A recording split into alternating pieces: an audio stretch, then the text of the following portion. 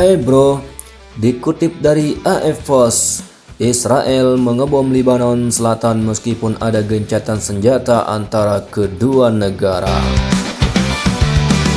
Pada tanggal 27 Juni 2025, Israel melancarkan serangan udara besar-besaran ke wilayah selatan Lebanon, khususnya di sekitar kota Nabatih dan penggunungan di sekitarnya, dengan target fasilitas-fasilitas bawah tanah milik Hizbullah, dikutip dari Reuters.com. Serangan tersebut diklaim menewaskan satu warga sipil perempuan dan melukai sekitar 11-21 orang lainnya saat sebuah gedung apartemen terkena tembakan. Menurut data Kementerian Kesehatan Lebanon dan laporan lapangan, Israel mengklaim sasaran adalah fasilitas militer yang digunakan Hizbullah termasuk penyimpanan rudal dan bunker, dan bahwa gedung sipil tersebut rusak karena terdapat senjata di dalamnya. Ini merupakan pelanggaran gencatan senjata. Serangan ini terjadi meskipun ada gencatan senjata antara Israel dan Hizbullah sejak November 2024 yang menetapkan zona larangan militer di selatan Lebanon. Pemerintah Lebanon serta Presiden Joseph Aoun menyatakan bahwa tindakan Israel ini melanggar perjanjian gencatan senjata dan kedaulatan Lebanon, dari Reuters.com. Ini memungkinkan ketegangan di kawasan Timur Tengah akan terus menegang setelah Israel melancarkan serangan udara ke wilayah Lebanon Selatan. Meskipun kedua negara secara resmi masih berada dalam status gencatan senjata, serangan ini menjadi babak baru dalam konflik berkepanjangan antara Israel dan kelompok-kelompok bersenjata yang beroperasi di Lebanon, terutama Hizbullah yang selama ini dianggap sebagai ancaman utama oleh Tel Aviv.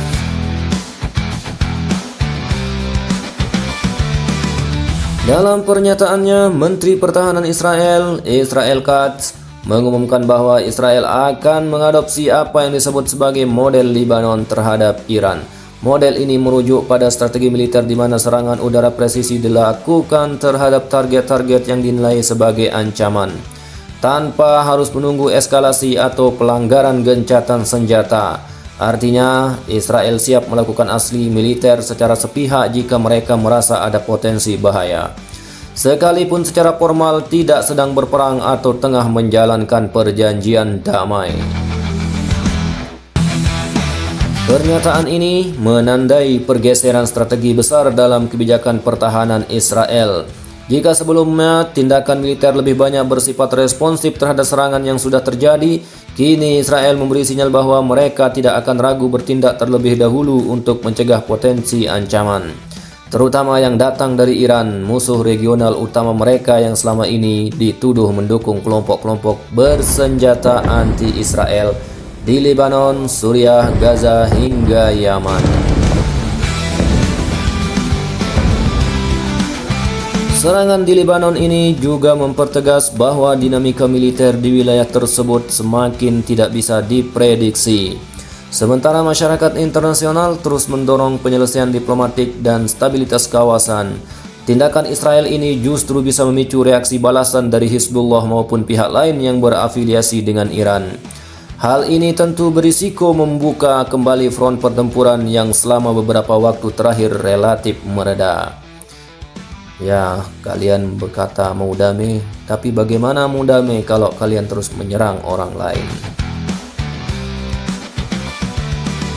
Gambar-gambar yang beredar memperlihatkan kerusakan signifikan di wilayah sipil, termasuk bangunan tempat tinggal dan kendaraan. Kepanikan warga sipil tak terhindarkan dengan banyak yang berlarian menghindari reruntuhan dan puing-puing yang berserakan. Kehadiran tim evakuasi dan medis di lokasi menunjukkan skala kerusakan yang tidak bisa diabaikan. Dengan semakin kaburnya batas antara perang terbuka dan operasi pencegahan, kebijakan Israel ini dapat menjadi presiden buruk yang bisa menimbulkan peperangan baru, front baru dalam pertempuran yang sebelumnya sudah terjadi gencatan senjata. Ya, begitulah.